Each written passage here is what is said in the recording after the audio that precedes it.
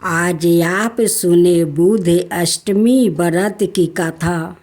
बुध और बुधनी की कहानी है। एक ब्राह्मण के बुध नाम का बेटा है और बुधनी नाम की बेटी थी। ब्राह्मणी सबका आटा पीसती है, उससे थोड़ा बचाकर रखती। बेटी के माना करने पर मानती नहीं है। एक बार ब्राह्मणी पीहर गई, पीछे से बुधनी बेटी सबका आटा पीसती पर रखती नहीं। ब्राह्मणी पीहर से आई तो सबने उसे कहा कि तू हमारा आटा चोराती है, तेरी बेटी हमको पूरा देती है, हम तुझे पीसने नहीं देंगे। अब तो सबके जाते ही वो बुधनी को मारने लगी और बोली, इसका कुत्ते से विवाह करके घर से रवाना कर देंगे। बुध भगवान ने सोचा, बेटी सत्य से रही है, इसका कष्ट मिटाना पड़ेगा। भगवान कुत्ते का भेष बनाकर आए। उसके भाई ने उसे कुत्ते के ही तिलक कर दिया। सारे गांव में गूंज हो रही थी कि भगवान का विवाह हो रहा है। बुधनी की माँ जिसे काम कराए वो ही कहे, हमको तो फुर्सत नहीं है, भगवान के विवाह का काम है। हम तो वो परेशान होके बुधनी को और मारने लगी। बोली कि तू निर्भागिनी है, जो तेरे विवाह का कोई कान नहीं झेलता। विवाह की बेला भगवान कुत्ते का रूप ले गांव में हाला हो गया कि बुधनी का विवाह कुत्ते से हो रहा है। बोली भगवान, अब परीक्षा मत लो, सब मेरी हंसी कर रहे हैं। तो भगवान असली रूप में आ गए और विदा होते समय पालकी में बुधनी को 100 भंगार कर बैठाया और विदा कराई। ससुराल में समय बीता। एक बुधनी की सहेली बोली, भगवान तुझे तो ऊंची रखते हैं पर 7 की चाबी तुझे नहीं देते। बुधनी चाबी की जिद भगवान से करने लगी तो भगवान ने चाबी दे दिया। ताला खोला, देखा कि माँ एक नरक जैसे वातावरण में पड़ी है। तुरंत भगवान के पास जाकर बोली, मेरी माँ की यह दशा क्यों हुई है? भगवान बोले, यह अपने कर्मों का दुख भोग रही है। बुधनी बोली, आप जैसे जमाई मेरी माँ का है, इसी वास्ते माँ को छुड़वाओ। भगवान बोले, तेरी भाभी बुध अष्टमी का व्रत करे तो यह जून छूटे। बुधनी पीहर गई, भाभी के बच्चा होने वाला था। वो आई, बोली, इसका कष्ट दूर होते ही उसको बुध अष्टमी का व्रत करवाएंगे। थोड़ी देर में भाभी का लड़का हुआ, वो भी बेटा हुआ। बाद में बुधनी बोली, चांद ने पखवार में बुधवार को आने वाली अष्टमी का 8 व्रत करके 9वें में उद्यापन करना। पोथी सुन्नी 8वां जोरा जोरी को जिमा कर वस्तु देना, दक्षिणा देनी और हाथ जोड़ कर कहना, मेरे माँ बाप जिस जून में होवे वहाँ से निकाल कर वैकुंठ में वास करे। बुध और उसकी स्त्री ने यह व्रत किया और नरक से उसकी माँ को छुड़वा कर वैकुंठ का वास करवाया। बुधनी जी ने अपनी माँ को नरक से छुड़वा पाया, उसी तरह सब बेटियां अपनी माँ को वैकुंठ वास के लिए यह व्रत करें।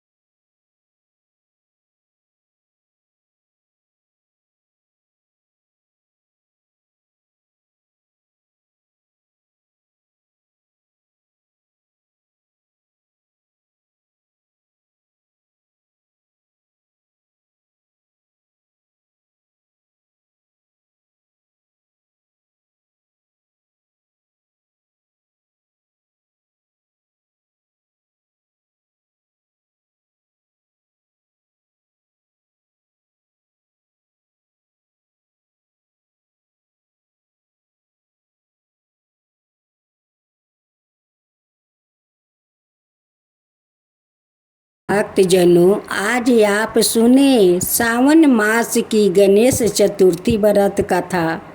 इस चतुर्थी गणेश की कथा आप जरूर सुने। इस कथा को सुनने से गणेश भगवान प्रसन्न होंगे और आपका घर में जरूर धन आएगा। संकष्टी गणेश चतुर्थी व्रत प्रत्येक मास के कृष्णा पक्ष की चतुर्थी को किया जाता है। श्रावण मास के कृष्णा पक्ष की चतुर्थी को किया जाने वाला व्रत श्रावण संकष्टी गणेश चतुर्थी व्रत कहलाता है। भविष्य पुराण में कहा गया है कि जब मन संकटों से घेरा महसूस करे तो गणेश चतुर्थी का व्रत करे। इससे कष्ट दूर होते हैं और धर्म, अर्थ, मोक्ष, विद्या, धन अवश्य प्राप्ति होती है। ऋषिगण पूछते हैं कि हे स्कंद कुमारे, दरिद्रता, शोक, कुष्ठ आदि से विकलांग शत्रुओं से, संत पत राज्य से निष्कासित, राज सदाए दुखी रहने वाले, धनहीन समस्त उपद्रवों से पीड़ित, विद्याहीन, संतानहीन, घर से निष्कासित लोग, रोगियों और अपने कल्याण की कामना करने वाले लोग को क्या उपाय करना चाहिए जिससे उनका कल्याण हो और उनके उपरोक्त कष्ट का निवारण हो। यदि आप कोई उपाय जानते हो तो उसे बतलाइए। स्वामी कार्तिकेय जी ने कहा, हे ऋषियों, अपने जो प्रश्न किया है उसके निवारण मैं आप लोग को एक शुभदायक फल बताता हूँ, उसे सुनिए। इस व्रत के करने से पृथ्वी के समस्त प्राणी सभी संकटों से मुक्त हो जाते हैं। यह व्रत राज महापूरणकारी और मानवों को सभी कार्य से सफलता प्रदान करने वाला है। विशेषतः यदि इस व्रत को महिलाएं करें तो उन्हें संतान और सौभाग्य की वृद्धि होती है। इस व्रत को धर्मराज युधिष्ठिर ने किया था। पूर्व काल में राज च्युत होकर अपने भाइयों के साथ जब धर्मराज वन में चले गए थे तो उस वनवास काल में भगवान श्री कृष्ण ने उसे कहा था। युधिष्ठिर ने भगवान कृष्ण से अपने कष्टों के सामनार्थ जो प्रश्न किया था उस कथा को आप श्रवण कीजिए। युधिष्ठिर पूछते हैं कि हे पुरुषोत्तम, ऐसा कौन सा उपाय है जिससे हम वर्तमान संकटों से मुक्त हो सके। हे गादाधर, आप सवागर है, हम लोग को आगे अब किसी प्रकार का कष्ट ना भुगतना पड़े, ऐसा उपाय बतलाइए। स्कंद कुमार जी कहते हैं कि जब धैर्यवान युधिष्ठिर बिन मर्मा भाव से हाथ जोड़कर बारंबार अपने कष्टों के निवारण का उपाय पूछने लगे तो भगवान श्री कृष्ण ने कहा कि हे राजन, संपूर्ण कामनाओं को पूर्ण करने वाला एक बहुत बड़ा गुप्त व्रत है। हे युधिष्ठिर, इस व्रत के संबंध में मैंने आज तक किसी को नहीं बतलाया है। हे राजन, प्राचीन काल में सतयुग की बात है कि पर्वतराज हिमालय की सुंदर कन्या पार्वती ने शंकर जी को पति रूप में प्राप्ति करने के लिए गहन वन में जाकर कठोर तपस्या की, परंतु भगवान शिव प्रसन्न होकर प्रकट नहीं हुए। तब सल्तनाए पार्वती जी ने अनादिकाल से विद्यमान गणेश जी की स्मरण किया। गणेश जी को उसी क्षण प्रकट देखकर पार्वती जी ने पूछा कि मैंने कठोर दुर्लभ और लोमहर्षक तपस्या की, किंतु अपने प्रिय भगवान शिव को प्राप्ति ना कर सकी। वो कष्ट विनायक दिव्या व्रत जिसे नारद जी ने कहा है, और जो आपका ही व्रत है, उस प्राचीन व्रत के तताओं को आप मुझसे कहिए।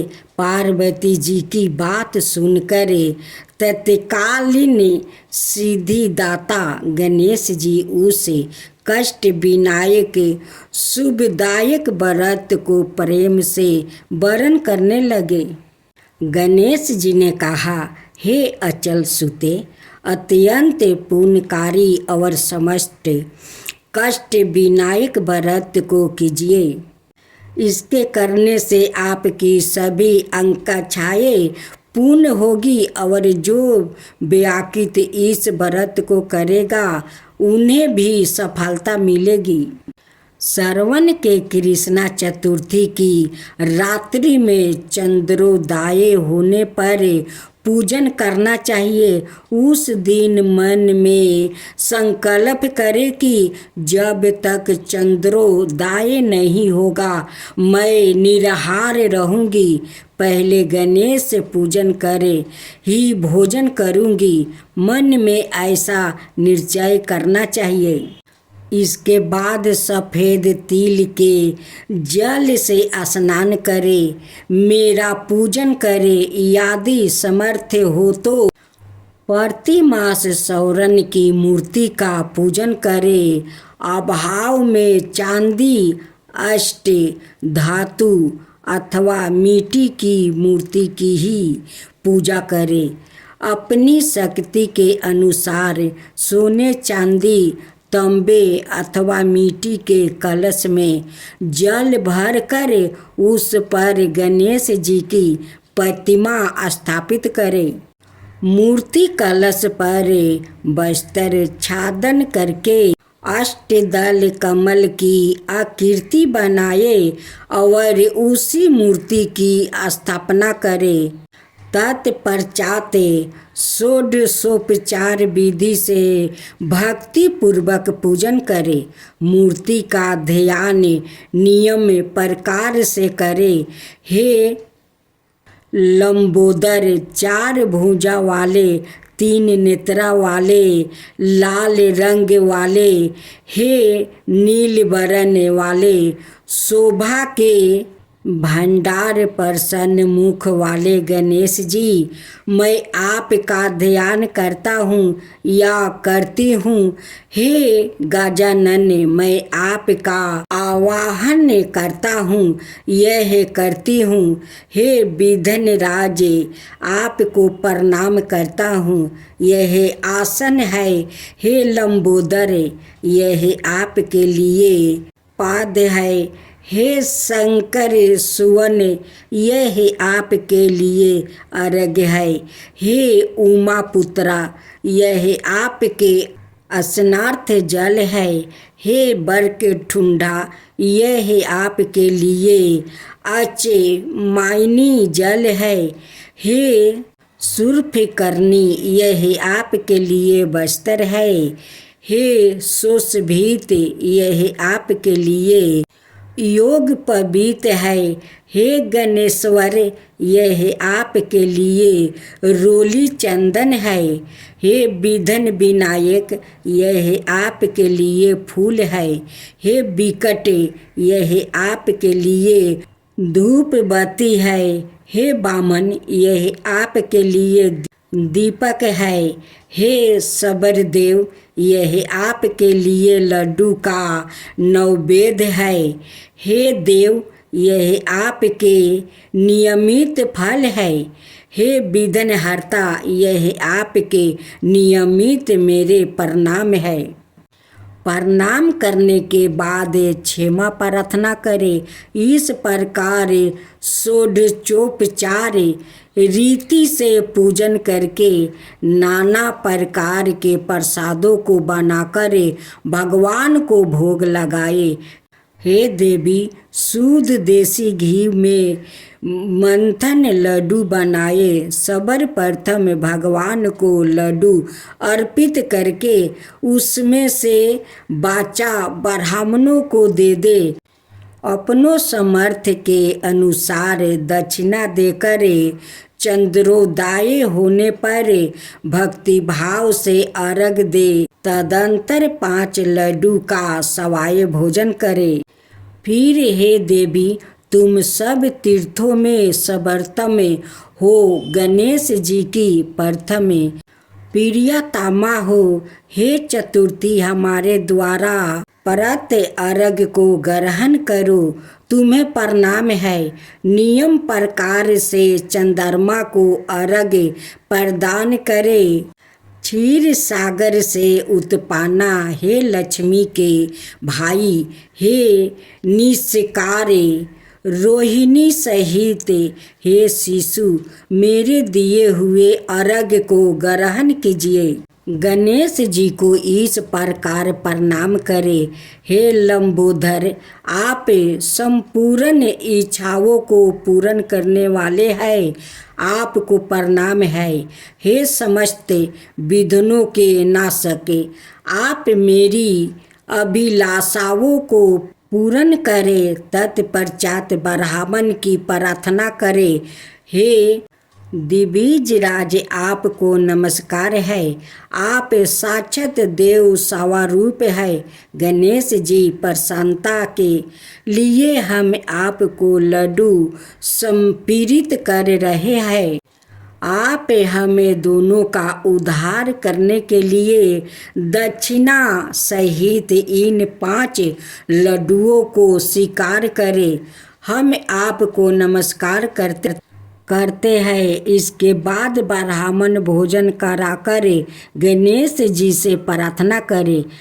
यदि इन सब कार्यों के करने को शक्ति ना हो तो अपने भाई बंधुओं के साथ दही और पूजन में निवेदित पदार्थ का भोजन करें। प्रार्थना करके प्रतिमा का विसर्जन करें और अपने गुरु को अन्य वस्तु यदि एवं दक्षिणा के साथ मूर्ति दे दो। इस प्रकार से विसर्जन करें। हे देवों में श्रेष्ठ गणेश जी, आप अपने स्थान को प्रस्थान कीजिए और इस व्रत पूजा के फल को दीजिए। हे सुमुखी, इस प्रकार जीवन भर गणेश चतुर्थी का व्रत करना चाहिए। यदि जन्म भर ना कर सके तो 21 वर्ष तक करे। यदि इतना करना भी संभव ना हो तो 1 वर्ष तक 12 महीना के व्रत करो।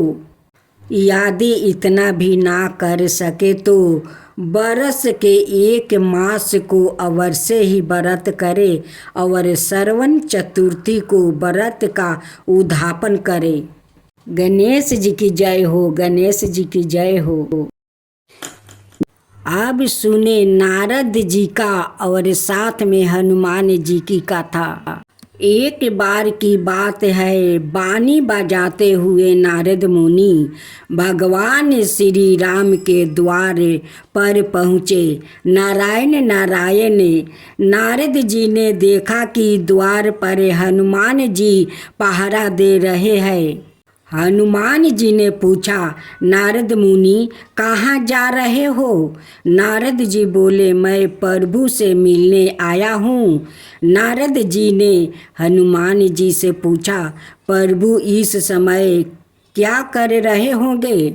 हनुमान जी बोले, पता नहीं, पर कुछ बही खाते का काम कर रहे होंगे। प्रभु बही खाता में कुछ लिख रहे हैं। नारद जी बोले, अच्छा, क्या लिख रहे होंगे? हनुमान जी बोले मुझे पता नहीं। मुनिवर आप खुद ही देख आना। नारद मुनि गया प्रभु के पास और देखा कि प्रभु कुछ लिख रहे हैं। नारद जी बोले प्रभु आप बही खाते का काम कर रहे हैं या काम तो किसी मुनीब को दे दीजिए। श्री राम प्रभु बोले नहीं नारद, मेरा काम मुझे ही करना पड़ता है। यह काम मैं किसी और को नहीं सौंप सकता हूँ। नारद जी बोले अच्छा प्रभु ऐसा क्या काम है? ऐसा आप इस बही खाते में क्या लिख रहे हो? प्रभु जी बोले तुम क्या करोगे देख कर जाने दो।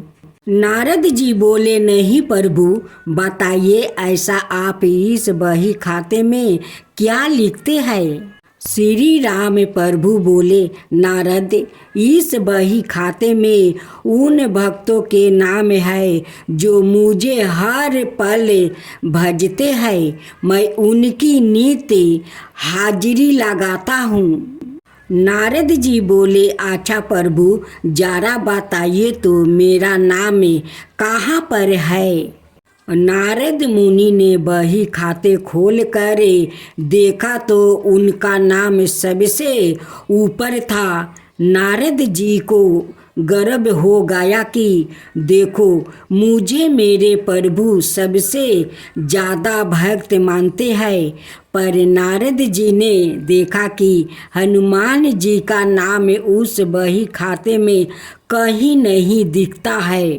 नारद जी सोचने लगे कि हनुमान जी तो प्रभु श्री राम जी के खास भक्त हैं, फिर उनका नाम इस बही खाते में क्यों नहीं है?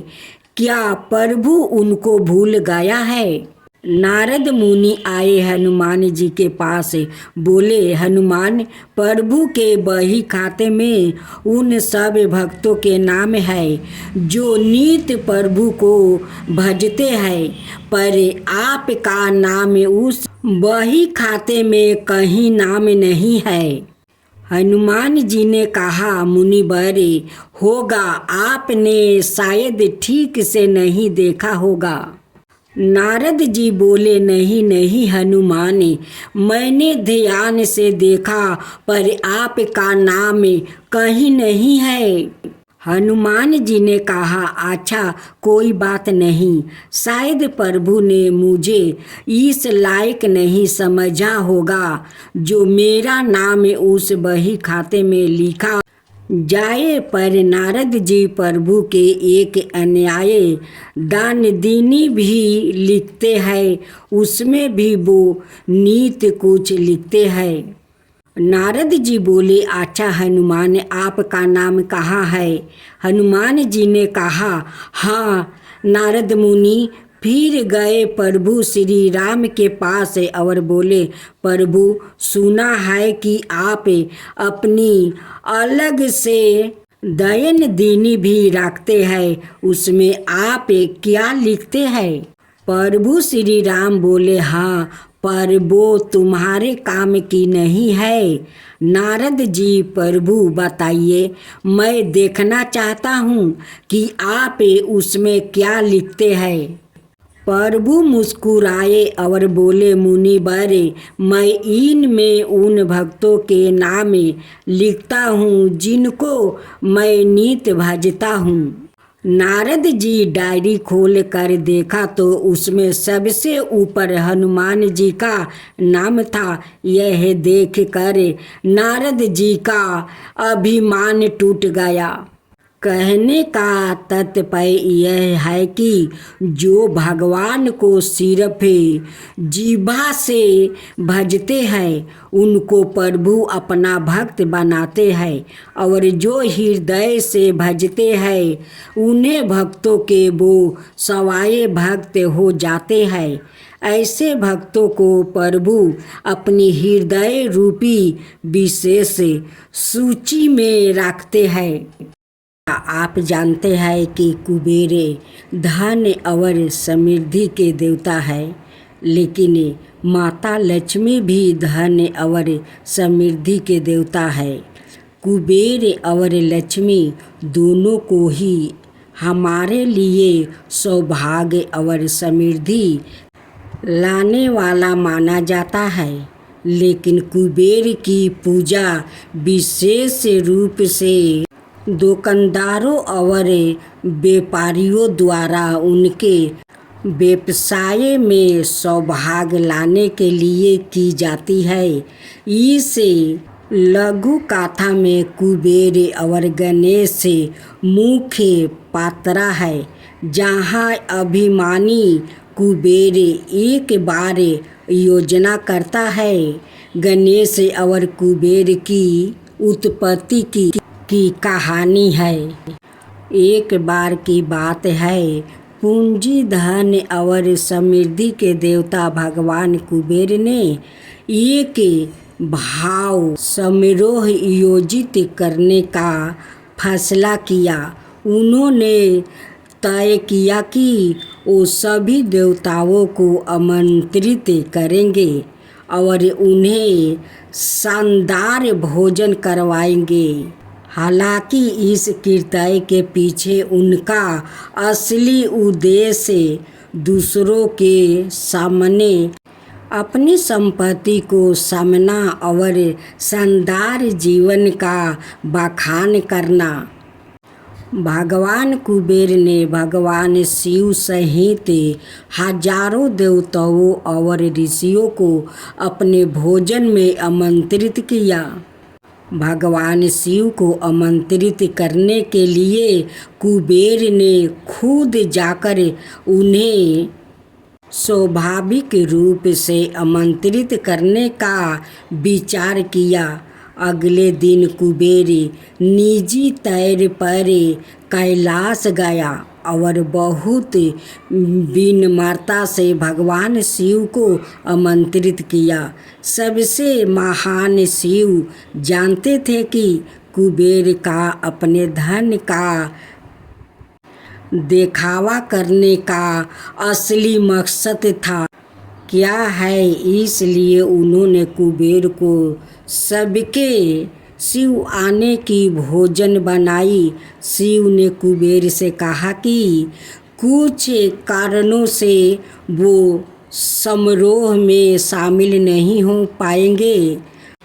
हालांकि उनके प्रिय पुत्र गणेश निश्चित किया वो उनका अच्छे से ख्याल रखे और उन्हें खुश रखे। भगवान कुबेर सहमत हो गया और पार्टी की तैयारियां और अन्य कामों के लिए चले गए।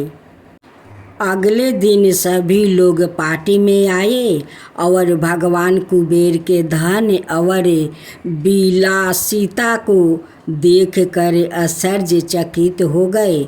छोटे गणेश भी पार्टी में आया। कुबेर ने सवाए गणेश का दरवाजे पर स्वागत किया और उन्हें महल के अंदर ले गया। फिर गणेश को दोपहर के भोजन के लिए खाने की महान रसोइयों द्वारा मेहमानों के लिए 500 से अधिक विभिन्न पदार्थों तैयार किया गया था। जैसे ही गणेश ने खाना शुरू किया, सभी उन्हें देखकर हैरान रह गया। भगवान गणेश ने एक ही घंटे में सारा खाना खा लिया और खाना मांगा। कुबेर ने और भोजन लाने का आदेश दिया। ठीक इसी तरह गणेश ने उन्हें परोसा गया। सारा भोजन खा लिया। कुछ ही मिनटों में उन्होंने आए मेहमानों के लिए रखा सारा खाना भी साफ कर दिया। भगवान कुबेर चिंतित और परेशान थे क्योंकि सारा खाना खत्म हो गया था और छोटे गणेश अभी भी और मांग रहे हैं। भगवान कुबेर ने बिन मार्ता से गणेश को समझाया कि जब तक रसोइयों और भोजन तैयार ना कर ले तब तक प्रतीक्षा करे, लेकिन उन्होंने ऐसा करने से मना कर दिया और गुस्से में और भोजन मांगने लगे।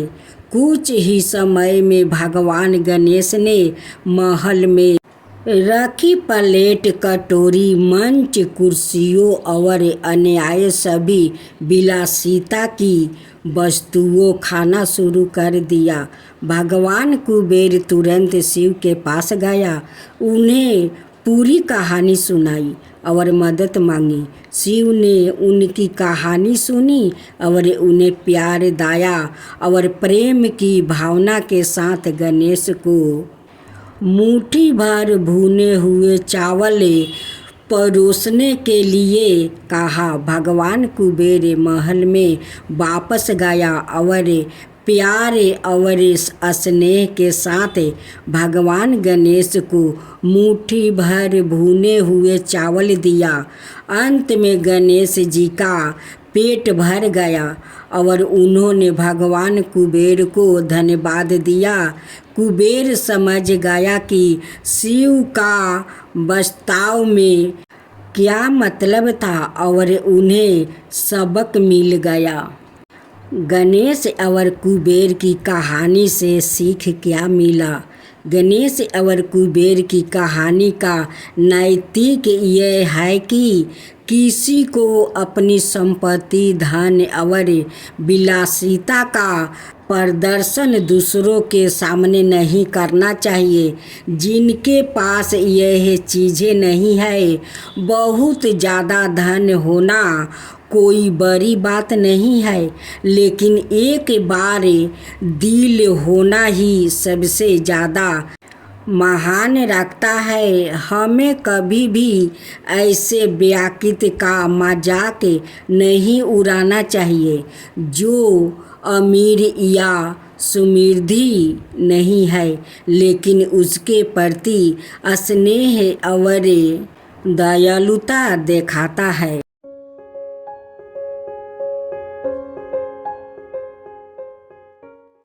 भादो मास की गणेश चतुर्थी व्रत कथा। भादो मास की चतुर्थी तिथि शुरू होने से लेकर खत्म होने तक चंद्रमा का दर्शन नहीं करना चाहिए। यदि भूल से गणेश चतुर्थी के दिन चंद्रमा के दर्शन हो जाए तो मिथ्या दोष से बचाव के लिए नियम लिखित मंत्र का जप करना चाहिए और दी गई कथा का श्रवण करना चाहिए। एक बार नंद किशोर ने संत कुमार से कहा कि चतुर्थी के चंद्रमा के दर्शन करने से श्री कृष्णा पर जो लांछन लगा था वो सिद्धि विनायक व्रत करने से ही दूर हुआ था। ऐसा सुनकर संत कुमारों को आश्चर्य हुआ। उन्होंने पूर्ण ब्रह्मा श्री कृष्णा को कलंक लगने की कथा पूछी तो नंद किशोर ने बताया, एक बार जरासंध के भय से श्री कृष्णा समुद्र के मध्यम नगरी बसाकर रहने लगे। इसी नगरी का नाम आजकल द्वारिकापुरी है। द्वारिकापुरी में निवास करने वाले सत्यराजित यादव ने सूर्य नारायण की आराधना की। तब भगवान सूर्य ने उसे नित 8 भार सोना देने वाली स्वयंनतक नाम की मणि अपने गले से उतार कर दे दिया।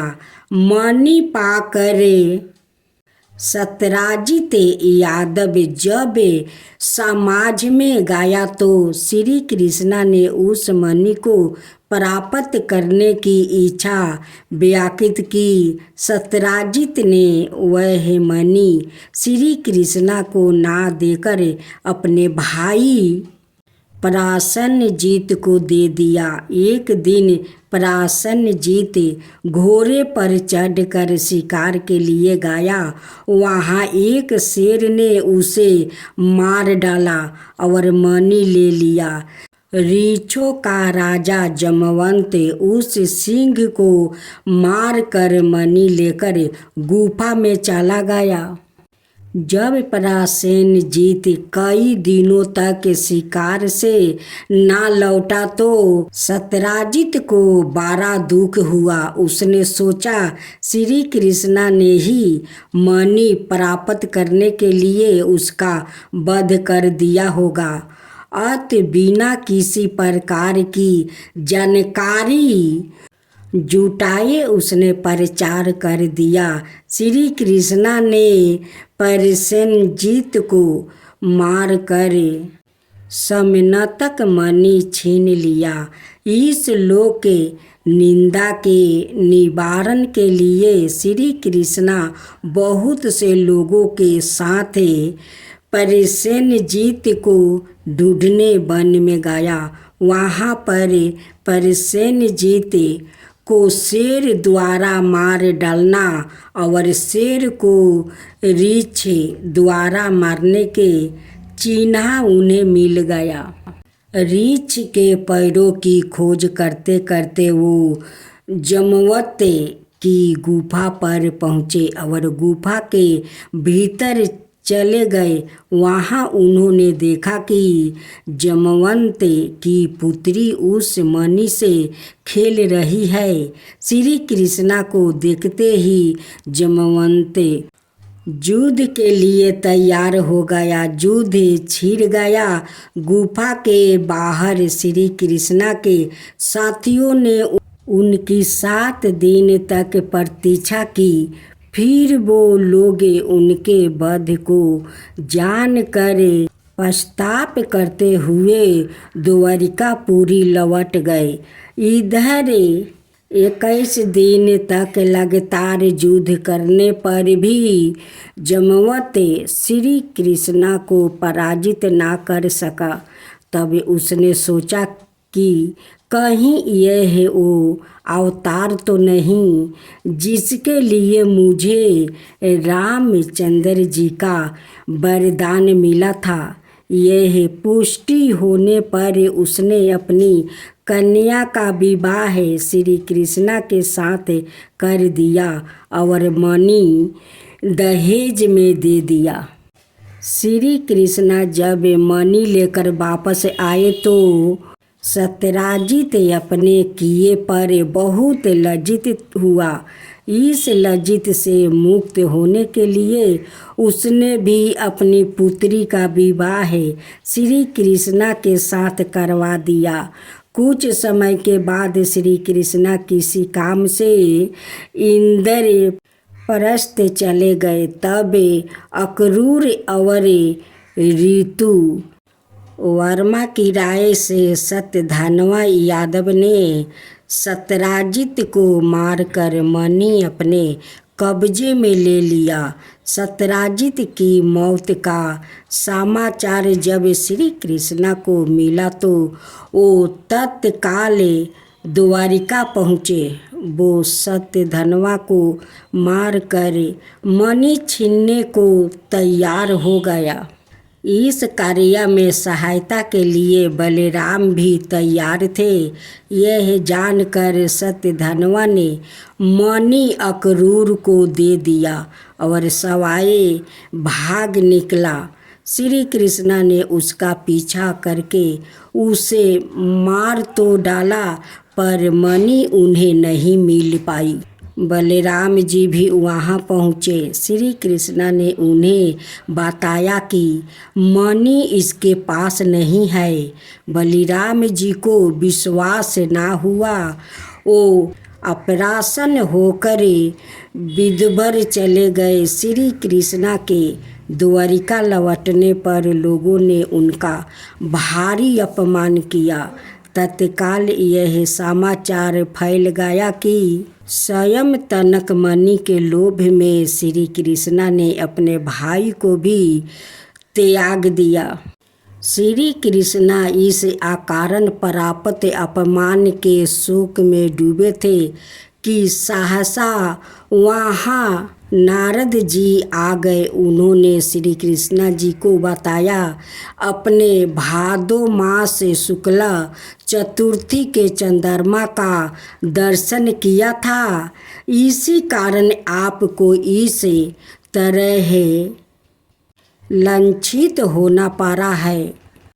श्री कृष्ण ने पूछा, चौथ के चंद्रमा को ऐसा क्या हो गया है जिसके कारण उसके दर्शन मात्रा से मनुष्य कलंकित होता है।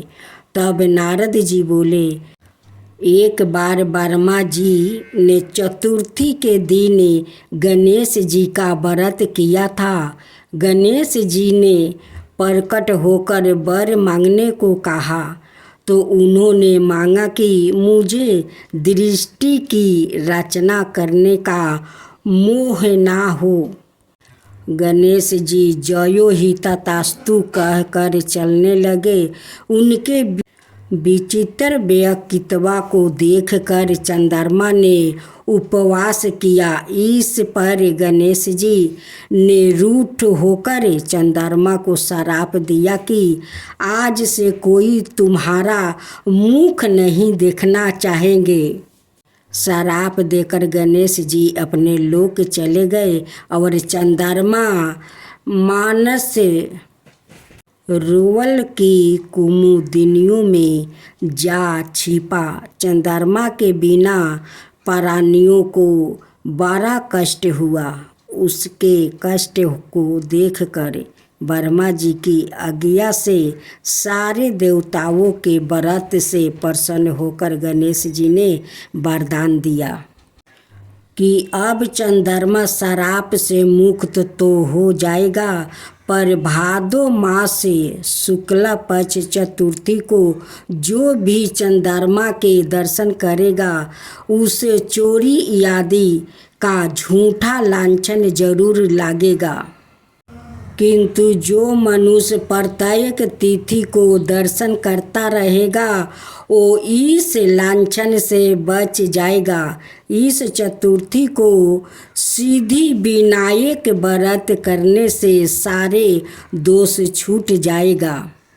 यह सुनकर देवता अपने अपने स्थान को चले गए। इस प्रकार भादो मास शुक्ला चतुर्थी को चंद्रमा का दर्शन करने से आपको यह कलंक लगेगा। तब श्री कृष्ण ने कलंक से मुक्त होने के लिए यही व्रत किया था। कुरुक्षेत्र के युद्ध में युधिष्ठिर ने भगवान श्री कृष्ण से पूछा, भगवान, मनुष्य की मनोकामना सिद्धि का कौन सा उपाय है? किस प्रकार मनुष्य धन, पुत्र, सौभाग्य और विजय प्राप्ति कर सकता है? यह सुनकर श्री कृष्ण ने उत्तर दिया, यदि तुम पार्वती पुत्र श्री गणेश का विधि पूर्वक पूजन करो तो निश्चय ही तुम्हें सब कुछ प्राप्ति हो जाएगा। तब श्री कृष्ण की आज्ञा से ही युधिष्ठिर जी ने गणेश चतुर्थी का व्रत करके महाभारत का युद्ध जीता था। जय गणेश जय गणेश जय गणेश देवा, माता जानकी पार्वती पिता महादेवा। जय गणेश जय गणेश जय गणेश देवा, एक दांत दयावंत चार भुजी धारी, मस्तक सिंदूर सोहे मूस की सवारी। जय गणेश जय गणेश जय गणेश देवा, माता जानकी पार्वती पिता महादेवा। अंधन को आँख देते, कोढ़ियन को काया, बाजिन को पुत्र देते, निर्धन को माया। जय गणेशी जय गणेशी जय गणेशी देवा, माता जानकी पार्वती पिता महादेवा। हार चढ़े फूल चढ़े और चढ़े मेवा, लड्डुअन का भोग लगे संत करे सेवा। जय गणेशी जय गणेशी जय गणेशी देवा, दीनन की लाज रखो सुबह सुबह बारी, कमना का पूरा करो जग बलिहारी। जय गणेशी जय गणेशी जय गणेशी देवा, सूर्य सायं शरण आए सफल की जो सेवा। जय गणेशी जय गणेशी जय गणेशी देवा, माता जानकी पार्वती पिता महादेवा। जय गणेशी जय गणेशी जय गणेशी देवा, माता जानकी पार्वती पिता महादेवा।